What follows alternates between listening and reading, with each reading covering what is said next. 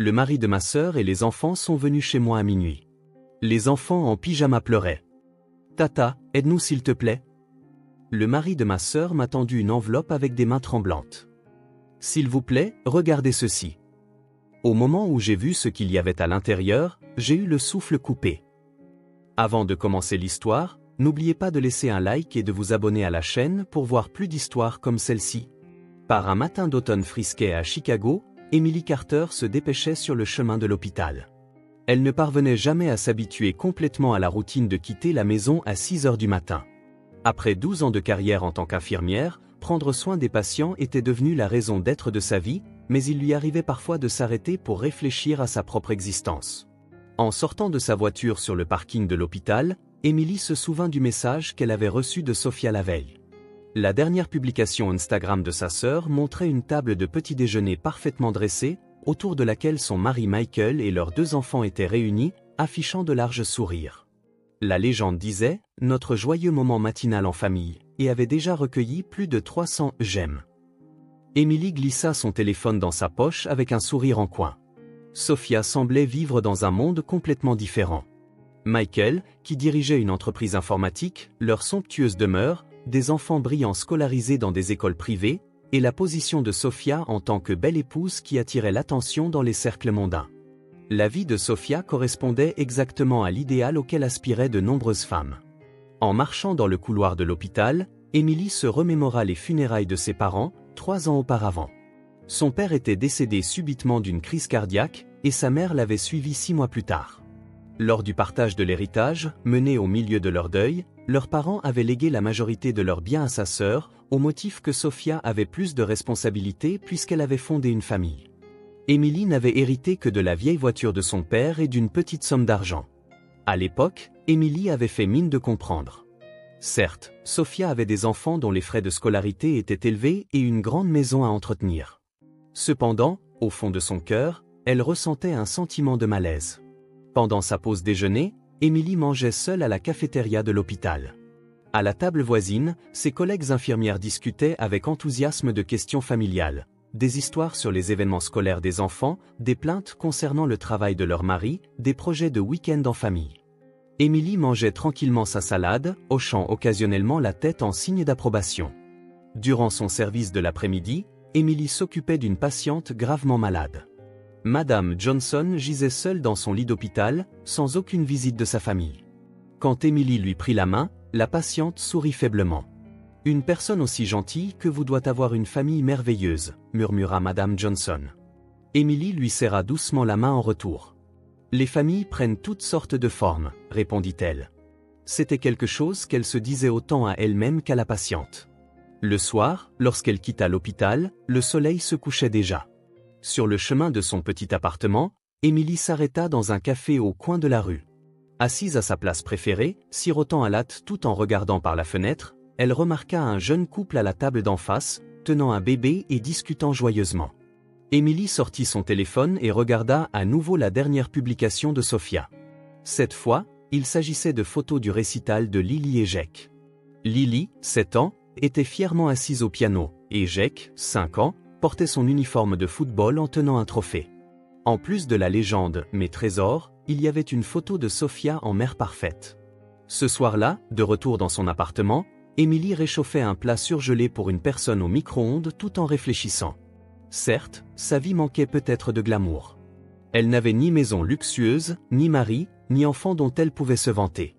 Cependant, l'épanouissement qu'elle retirait à veiller sur le rétablissement des patients et à être présente pour eux dans leurs derniers moments était irremplaçable. Avant de se coucher, Emily envoya un message à sa sœur. « Bravo pour le récital. Les enfants ont été formidables. Dînons à nouveau tous ensemble bientôt. » Sophia répondit immédiatement. « Merci. Assure-toi de venir à la fête d'anniversaire la prochaine fois. » Emily posa son téléphone sur la table de chevet et regarda le plafond. En apparence, leur relation fraternelle semblait parfaitement normale. Cependant, elle ne pouvait mettre de mots sur le léger sentiment de malaise qu'elle ressentait au plus profond d'elle-même. La fête d'anniversaire de Sophia se tenait dans sa demeure située dans un quartier résidentiel huppé de la banlieue de Chicago. Quand Emily arriva en voiture, plus de 10 véhicules de luxe étaient déjà alignés dans l'allée circulaire. Des Mercedes, des BMW et plusieurs Tesla brillaient dans le crépuscule. Émilie gara sa Honda vieille de 10 ans sur le côté et prit le cadeau emballé sur la banquette arrière. Avant même que la porte d'entrée ne s'ouvre, on pouvait déjà entendre des rires et de la musique s'échapper de l'intérieur. Michael ouvrit la porte. Il semblait plus épuisé que d'habitude, mais à l'arrivée d'Émilie, il força un large sourire. « Émilie, merci d'être venue. Sophia t'attend. » Il y avait une pointe de fatigue dans la voix de Michael. Il avait de légers cernes sous les yeux, et derrière son expression habituellement douce, il semblait porter un lourd fardeau. Cependant, avant qu'Émilie ne puisse l'interroger à ce sujet, Sophia descendit les escaliers en courant. Sophia était d'une beauté à couper le souffle. Sa robe de soie mettait en valeur sa silhouette parfaite, et son maquillage, probablement réalisé par un professionnel, la faisait ressembler à un mannequin de magazine. « Je suis si contente que tu sois venue. Il y a des gens que je veux te présenter. » Le salon était déjà bondé d'une vingtaine d'invités. Sophia guida fièrement Émilie, la présentant comme « ma sœur ». Elle travaille comme infirmière. Je suis si fière d'elle. Cependant, Émilie remarqua qu'à chaque présentation, les regards des invités s'attardaient un instant sur ses vêtements modestes. « Quel travail formidable !» disaient les femmes avec des amabilités de convenance, mais il y avait une subtile distance dans leur voix. Beaucoup d'entre elles étaient des épouses de dirigeants d'entreprise ou des femmes occupant des postes professionnels à haut revenu. Émilie souriait et répondait tout en ressentant vivement son sentiment de ne pas être à sa place dans ce monde glamour. Alors que la fête battait son plein, Émilie monta à l'étage pour voir les enfants. Lily et Jake jouaient tranquillement dans leur chambre. Contrairement aux autres enfants qui faisaient du bruit en bas, les deux étaient étrangement sages. « Lily, tu t'amuses ?» Quand Émilie l'appela, sa nièce de 7 ans se retourna et sourit. Mais ce sourire semblait en quelque sorte artificiel. « Oui, tante Émilie. » Mais, Lily commença à dire quelque chose puis referma la bouche. Elle regarda autour d'elle et murmura d'une petite voix, « J'ai peur de maman. » Le cœur d'Émilie faillit s'arrêter. « Pourquoi ? Maman vous aime tous les deux. Elle nous aime, mais nous devons toujours être parfaits. Nous ne pouvons pas faire d'erreur. Nous ne pouvons pas pleurer. Nous devons sourire devant tout le monde. » La voix de Lily tremblait. Jake, 5 ans, hocha également légèrement la tête. « Hier, quand j'ai perdu au football et que j'ai pleuré, maman s'est mise très en colère. Elle a dit que j'étais une honte. » Émilie voulut les serrer tous les deux dans ses bras, mais elle se contenta de leur tapoter doucement la tête. « Ce n'est pas grave. Les enfants ont le droit de pleurer et de rire. C'est naturel. » Quand elle redescendit, la fête était à son apogée. Sophia se tenait au centre, se prélassant sous l'attention de tous, telle une reine. Elle arborait un sourire parfait, prononça un discours de remerciement parfait, et se comportait comme l'épouse et la mère parfaite. « Ma vie est vraiment bénie. Mon mari aimant, mes adorables enfants et mes merveilleux amis. Je suis reconnaissante envers Dieu. » Alors que les applaudissements retentissaient, Émilie chercha Michael. Il se tenait seul dans un coin de la cuisine, serrant un verre de vin. Son expression était rigide, et même en écoutant le discours de sa femme, il semblait regarder au loin. En se rendant aux toilettes, Émilie surprit accidentellement Michael au téléphone. Il parlait à quelqu'un à voix basse, la porte du bureau légèrement entr'ouverte. « Je suis à bout », la voix de Michael semblait tendue. « Je m'inquiète pour les enfants. Si ça continue ? Non, je vais encore observer la situation un peu. J'ai besoin de preuves. » Émilie s'arrêta. Elle ne savait pas à qui il parlait ni de quelle preuve il s'agissait, mais le désespoir dans la voix de Michael était évident. Sentant que l'appel était sur le point de se terminer, Émilie s'éloigna rapidement. Cependant, en se retournant dans le couloir, elle croisa le regard de Michael qui sortait du bureau. Son visage pâlit un instant, mais il afficha aussitôt un sourire forcé. « Émilie, tu profites de la fête ? » « Oui, c'est très agréable, » répondit Émilie, mais elle ne put manquer l'anxiété au fond des yeux de Michael. « Mec, est-ce que… » « Ce n'est rien, » l'interrompit-il rapidement. « Juste un appel professionnel. Le secteur informatique nous tient bien occupés. » Cependant, Émilie pouvait dire qu'il mentait. Au fil de ses années de travail en tant qu'infirmière, elle était devenue douée pour lire les véritables émotions des gens sur leur visage. Michael était clairement aux prises avec un problème grave. Vers la fin de la soirée, alors que les invités commençaient à partir, Émilie décida de prendre congé également. Sophia vint la raccompagner à l'entrée, l'étreignant avec un sourire parfait. « Merci d'être venu aujourd'hui. J'ai réalisé à nouveau à quel point il est important d'avoir une famille. » Merci de m'avoir invité. C'était une fête merveilleuse, répondit Émilie. Mais des émotions complexes tourbillonnaient dans son cœur. Sur le chemin du retour, Émilie essaya de donner un sens à ce qu'elle avait vu cette nuit-là. Elle sentait de profondes fissures parcourir ce qui semblait être une famille parfaite en surface. Les mots de Lily, « J'ai peur de maman », l'expression triste de Jake, le contenu désespéré de l'appel téléphonique de Michael, et surtout, elle s'inquiétait de ce qui se cachait derrière le comportement excessivement parfait de Sophia. Cette nuit-là, Émilie fut tirée d'un sommeil profond. Le son insistant de l'interphone brisait le silence de son appartement. En regardant le réveil sur sa table de chevet, il était plus de 2 heures du matin. Qui pouvait bien lui rendre visite à une heure pareille, en pleine nuit? Émilie sentit son rythme cardiaque s'accélérer en enfilant sa robe de chambre et en se dirigeant vers l'entrée. Le son de l'interphone ne montrait aucun signe d'arrêt. C'était comme si quelqu'un appuyait désespérément et continuellement sur le bouton. Émilie regarda par le Judas puis vérifia l'écran de sécurité. Elle eut le souffle coupé en voyant ce qui apparaissait à l'écran. Michael était là. Cependant, il était complètement différent de ce qu'il était à la fête. Ses cheveux étaient en désordre et au lieu d'un costume, il portait un t-shirt et un jean froissé. Et à ses pieds, 2 petites ombres en pyjama. C'était Lily et Jake. Émilie déverrouilla rapidement la porte, retira la chaîne et ouvrit. Le vent froid de la nuit s'engouffra dans le couloir, rendant les 3 silhouettes plus clairement visibles. Le visage de Michael était pâle, ses yeux rouges et injectés de sang. On aurait dit qu'il avait pleuré pendant des heures ou passé des nuits blanches. Cependant, ce qui fit le plus mal au cœur d'Émilie, c'était l'apparence des enfants. Lily portait un fin pyjama rose et tremblait de tout son petit corps. Jake essuyait ses larmes avec la manche de son pyjama bleu tout en levant les yeux vers Émilie. Aucun des deux ne portait de chaussures, traînant leurs pantoufles aux pieds nus. « Aidez-nous » La voix de Lily tremblait. Elle était si désespérée et portait le poids d'un adulte, contrairement à ce qu'on attendrait d'une fillette de 7 ans. Émilie s'agenouilla pour se mettre à la hauteur des enfants. « Tout va bien, Lily. Jake, toi aussi. Qu'est-ce qui s'est passé ?» Au lieu de mots, Jake se jeta dans les bras d'Émilie. Le petit corps du garçon de 5 ans continuait de trembler et des sanglots s'échappaient. Émilie le serra dans ses bras tout en levant les yeux vers Michael. Michael se tenait là comme si se tenir debout était tout ce qu'il pouvait faire. Dans sa main, il tenait une enveloppe brune et cette main tremblait visiblement. « Michael, entrez. »« Il fait froid, » dit Émilie en prenant les mains des enfants. Une fois dans le salon, Émilie augmenta rapidement le chauffage et installa les enfants sur le canapé.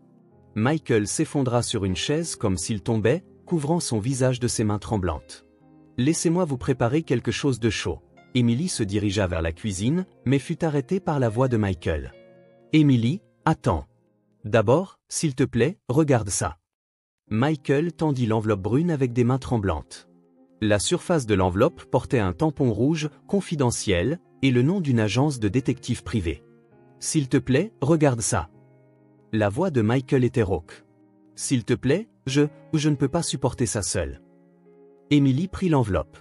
Elle semblait lourde, comme si elle contenait plusieurs documents. Elle regarda les enfants. Lily et Jake étaient épuisés, blottis l'un contre l'autre au bord du canapé. « Et les enfants ? S'il te plaît, mets-les au lit. » « Ce que je vais te dire ?» Michael regarda les enfants et s'étouffa avec ces mots. Émilie emmena les enfants dans la chambre et les coucha dans le lit d'amis. Lily demanda d'une petite voix, « Tati, on ne pourra plus jamais retourner chez maman ? Repose-toi maintenant. Demain, je t'expliquerai tout. » Émilie lui caressa doucement les cheveux. Quand elle retourna au salon, Michael était toujours assis, la tête baissée. Émilie s'assit en face de lui et ouvrit l'enveloppe. La première chose qui en sortit ressemblait à un document juridique. Elle remarqua un en-tête qui disait « Certificat de mariage ». Cependant, au moment où elle lut le contenu, Émilie resta sans voix. Le certificat portait le nom de Sophia Carter, mais le nom du mari n'était pas Michael Johnson, mais David Miller. La date était d'il y a 5 ans, la même année où Sophia était censée avoir épousé Michael. Et Émilie ne trouvait pas ces mots. « S'il te plaît, continue de lire. » La voix de Michael était plate comme la mort. Les documents suivants étaient des photographies, des photos de Sophia célébrant un mariage avec un homme inconnu devant une église, et des photos de famille d'elle avec cet homme et 2 enfants. Les enfants ressemblaient à Lily et Jake, mais c'étaient des enfants différents. Le plus choquant étaient les résultats du test ADN. Il montrait que Lily et Jake n'étaient pas les enfants biologiques de Michael. Mike. Emily sentit ses mains tenant les papiers trembler. J'avais des soupçons depuis 3 mois, commença Michael sans lever les yeux.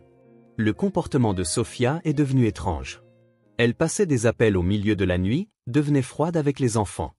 Alors, j'ai engagé un détective privé. Sophia était déjà mariée? Oui. Elle est légalement mariée à un homme nommé David Miller, et ils ont 2 vrais enfants ensemble. Lily et Jake sont... La voix de Michael se brisa. Lily et Jake sont des enfants qu'elle a eus d'une relation précédente. Nous n'avons aucun lien de sang, mais pour moi, ce sont mes vrais enfants. Emily regarda le dernier document. C'était un relevé de transaction bancaire. Il montrait Sophia transférant d'importantes sommes d'argent du compte de l'entreprise de Michael vers un autre compte. L'argent aussi. Tous les fonds de l'entreprise, mon compte personnel, le fonds d'éducation des enfants.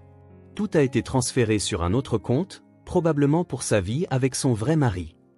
Emily se sentit prise de vertige. La vie conjugale apparemment parfaite de sa sœur n'avait été qu'un mensonge, et surtout, des enfants innocents étaient pris au piège. Qu'est-ce qui s'est passé ce soir? Michael prit une profonde inspiration. J'ai confronté Sophia avec les preuves. Alors, elle est devenue provocante et a dit qu'elle prenait les enfants et partait. Elle a dit, tu n'as aucun droit. Et puis j'ai pensé que je devais protéger les enfants. Même si nous n'avons pas de lien de sang, pendant ces 3 années, j'ai été leur père. Si Sophia retourne dans sa vraie famille, qu'adviendra-t-il des enfants? Michael leva enfin les yeux. Son regard contenait un mélange de désespoir et de détermination. Emily, s'il te plaît, aide-moi. Je ne peux pas me battre seul. Pour protéger les enfants, je dois engager une action en justice, mais j'ai besoin de ton aide. Emily examina une nouvelle fois le contenu de l'enveloppe. Elle n'arrivait toujours pas à saisir la réalité. La vie de sa sœur, qu'elle avait crue parfaite, n'était qu'un monde élaboré de mensonges. Cependant, en entendant la respiration paisible des 2 enfants endormis dans la pièce voisine, sa décision fut prise. Les liens du sang n'avaient pas d'importance. Les liens créés par l'amour et le temps partagé étaient ce qui faisait une vraie famille. Et maintenant, ces liens étaient en danger. Emily se leva et posa sa main sur l'épaule de Michael. Protégeons les enfants ensemble. Sa voix était remplie d'une ferme détermination. Demain matin, nous consulterons un avocat. Le lendemain matin, Emily se mit en mouvement très tôt. Michael et les enfants dormaient encore profondément, mais elle ne pouvait pas se permettre de perdre du temps. Tout en préparant le café, elle organisait le contenu des documents qu'elle avait vus la nuit précédente. La double vie de Sophia, son mariage frauduleux et le détournement de fonds. Ce n'était pas seulement un problème familial. C'était un comportement manifestement criminel. À 8 heures, Emily appela le bureau de Jennifer Harris, une avocate de confiance spécialisée en droit de la famille. Jennifer était une avocate expérimentée qu'Emily avait consultée plusieurs fois lorsque des problèmes juridiques se posaient à son hôpital. C'est une urgence. Pourriez-vous nous voir aujourd'hui? La voix d'Emily était empreinte d'urgence. Bien sûr, venez à 10 heures. Que s'est-il passé? Emily expliqua brièvement la situation. Elle pouvait entendre Jennifer halter à l'autre bout du fil. Je comprends. S'il vous plaît, apportez tous les documents nécessaires. Nous devrons peut-être aussi contacter les services de protection de l'enfance. Les enfants se réveillèrent vers 9 heures. Lily et Jake étaient désorientés, mais Emily leur expliqua doucement la situation. Bien sûr, elle n'aborda pas les questions complexes des adultes, leur disant seulement « Vous allez peut-être rester chez Tati pendant un certain temps ». Quand Michael se réveilla, son teint était encore plus mauvais que la nuit précédente. Cependant, il y avait une lueur de détermination dans ses yeux qui n'y était pas la veille. « Emily, j'apprécie vraiment, mais je ne peux pas abuser de ta gentillesse. » Quand la famille aide la famille, ce n'est pas abuser, dit fermement Emily. Nous sommes une équipe. Battons-nous ensemble. La réunion au cabinet de l'avocat dura 3 heures. Jennifer examina attentivement le rapport du détective privé et expliqua les options juridiques. Il était possible que Michael puisse revendiquer des droits en tant que père adoptif des enfants. Les agissements de Sophia pouvaient constituer une fraude et un détournement de fonds. Et surtout, la protection de l'intérêt supérieur des enfants était la priorité absolue. D'abord, nous allons demander une ordonnance de protection d'urgence, expliqua Jennifer. Nous demanderons au tribunal de protéger temporairement les enfants de Sophia et d'accorder à Michael la garde provisoire. À 14 heures, Émilie prit son courage à deux mains et appela Sophia. Après 5 sonneries, elle entendit la voix de sa sœur. Cependant, ce n'était pas la voix raffinée qu'elle avait entendue à la fête de la veille, mais une voix froide et pleine d'irritation. « Qu'est-ce que tu veux ? Je suis occupée. »« Sophia, nous devons parler de Michael et des enfants. » Il y eut un moment de silence à l'autre bout du fil. Puis Sophia ricana. « Ce Michael est venu pleurer chez toi, n'est-ce pas ? Pauvre type. Avec ses enfants. » Émilie resta sans voix devant les paroles cruelles de sa sœur. « Sophia, ses enfants sont tes. » « Mais quoi ? » La voix de Sophia était glaciale. « Ces gamins sont des erreurs de mon passé. Ma vraie famille est ailleurs. David est mes vrais enfants. Tu comprends ? Mais pendant ces 3 ans, 3 ans de comédie, interrompit Sophia. J'avais besoin de l'argent de Michael. Les revenus de l'entreprise informatique, cette maison, tout était pour ma vraie famille. Tu ne comprendrais pas, n'est-ce pas ? Ce que signifie subvenir aux besoins d'une famille. » Les mains d'Émilie se mirent à trembler. La sœur parfaite qui avait été sous ses yeux n'avait jamais existé. Cette femme froide et calculatrice était la vraie Sophia. Que comptes-tu faire de Lily et Jack ? Je ne sais pas. Les mettre dans une institution. Si Michael veut les prendre, il peut faire ce qu'il veut, mais légalement, ça ne marchera pas. Il n'y a aucun lien de sang. Sophia, tu es leur mère, la voix d'Émilie tremblait de colère. Mère ? Sophia éclata de rire. Je suis la mère de mes vrais enfants, ceux nés de David et moi, ma vraie famille. Comment expliques-tu le vol d'argent de l'entreprise de Michael ? Cette fois, il y eut un long silence. Puis la voix de Sophia devint encore plus froide. Voler ? J'exerçais simplement mes privilèges légitimes en tant qu'épouse. D'ailleurs, ça ne te regarde pas. Si, ça me regarde. J'aime ses enfants. Michael aussi. L'amour, le rire de Sophia était plein de moquerie. Toi et Michael, vous vous accrochez juste à une fausse famille. Regarde la réalité en face. J'ai une vraie vie. Je commence une nouvelle vie avec David en Californie. Est-ce que ton vrai mari sait que tu étais dans un mariage frauduleux avec un autre homme ? Un autre silence s'ensuivit. Émilie était certaine d'avoir touché juste. C'était une mesure temporaire jusqu'à ce que l'entreprise de David se stabilise. Donc David est trompé lui aussi. Tais-toi. La voix de Sophia montra de l'agitation pour la première fois. Qu'est-ce que tu en sais ? Une pauvre infirmière célibataire que personne n'aime. Ces mots blessèrent profondément Émilie. Cependant, ils renforcèrent aussi sa résolution. Je ne comprends peut-être pas, mais il y a une chose que je sais avec certitude. Le véritable amour ne concerne pas l'argent ou le statut. Il s'agit de partager du temps et de prendre soin les uns des autres. Michael, Lily et Jack sont une vraie famille. Je ne te laisserai pas détruire ça. Que peux-tu bien faire ? Tout ce qu'il faudra, répondit tranquillement Émilie. J'ai aussi engagé un avocat. Demain, nous demanderons une ordonnance de protection d'urgence au tribunal, et je signalerai ta fraude et ton détournement de fonds à la police. Elle pouvait entendre Sophia halter à l'autre bout du fil. Es-tu sérieuse ? Je n'ai jamais été aussi sérieuse. Très bien, la voix de Sophia redevint froide. Mais souviens-toi de ça. Je vais récupérer tous les biens de Michael. Je suis légalement sa femme.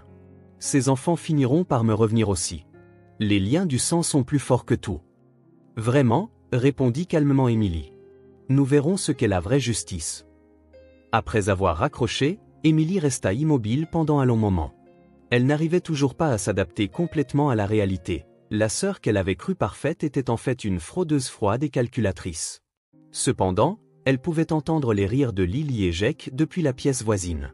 Michael semblait leur lire un livre. À cet instant, Émilie en fut certaine. Les liens du sang n'avaient pas d'importance. L'amour et le dévouement étaient ce qui faisait une vraie famille. Et pour protéger cette famille, elle était prête à affronter n'importe quelle bataille. 3 mois plus tard, la décision du tribunal des affaires familiales de Chicago fut claire. Les actions frauduleuses et la bigamie de Sophia furent reconnues, et Michael obtint la garde officielle de Lily et Jack. Au cours du procès, des faits encore plus choquants furent révélés. Sophia avait contracté à plusieurs reprises des mariages frauduleux avec plusieurs hommes au cours des 5 dernières années, leur escroquant de l'argent à chaque fois. La Sophia qu'Émilie vit dans la salle d'audience n'était plus la belle et parfaite sœur du passé. Vêtue d'un uniforme orange de détenue, son visage n'avait plus son éclat d'antan. Seule la défaite et la colère subsistaient. Pendant la lecture du verdict, Sophia ne regarda pas une seule fois en direction d'Emily. L'accusée, Sophia Carter, est condamnée à 7 ans de prison pour fraude et bigamie et est condamnée à restituer tous les biens à Michael Johnson en réparation des dommages. Alors que les mots du juge résonnaient dans la salle d'audience, Emily serra la main de Michael. Des larmes montèrent à ses yeux, mais c'étaient des larmes de soulagement, pas de tristesse. L'héritage des parents fut également examiné et il fut découvert que Sophia avait falsifié des documents juridiques pour obtenir illégalement plus de biens qu'elle n'en avait le droit. Emily devait recevoir l'héritage qui lui revenait de droit, mais pour elle, c'était secondaire. À l'extérieur du palais de justice, Lily et Jake attendaient Emily et Michael. Les expressions des enfants avaient changé, passant de l'anxiété des 3 derniers mois à la paix et à l'espoir. Lily était devenue plus épanouie à l'école, et Jake avait retrouvé son sourire insouciant. « Maintenant, nous sommes une vraie famille », dit Lily en prenant la main d'Emily. « Oui, nous l'avons toujours été. » Emily s'agenouilla et la serra dans ses bras. « Peu importe que nous partagions le même sang ou non. Le temps que nous passons ensemble et les sentiments que nous avons les uns pour les autres sont ce qui fait une famille. » Ce soir-là, Michael préparait le dîner dans l'appartement d'Emily. Ses talents de cuisinier étaient étonnamment bons, et les enfants aidaient joyeusement à mettre la table. Emily se tenait à l'entrée de la cuisine, observant cette scène ordinaire. Elle sentit vraiment que c'était cela, le vrai bonheur. « Emily, » se retourna Michael, « je ne sais pas ce que nous serions devenus sans toi. Je ne sais pas comment te remercier. » « La famille n'a pas besoin de se remercier, » sourit Emily. « Nous sommes une équipe, n'est-ce pas ?» 6 mois plus tard, Michael acheta une nouvelle maison près de l'appartement d'Emily avec les enfants. Elle n'était pas aussi grande que leur ancienne demeure, mais elle était chaleureuse et confortable. Emily passait tous les week-ends dans cette maison, aidant les enfants avec leurs devoirs et faisant des pique-niques en famille. Pour le 7e anniversaire de Lily, celle-ci offrit une lettre à Emily. « Pour tante Emily. Tu es comme ma vraie maman. Merci d'être toujours là pour moi. Je t'aime. » L'écriture était encore enfantine, mais elle devint le trésor le plus précieux d'Emily.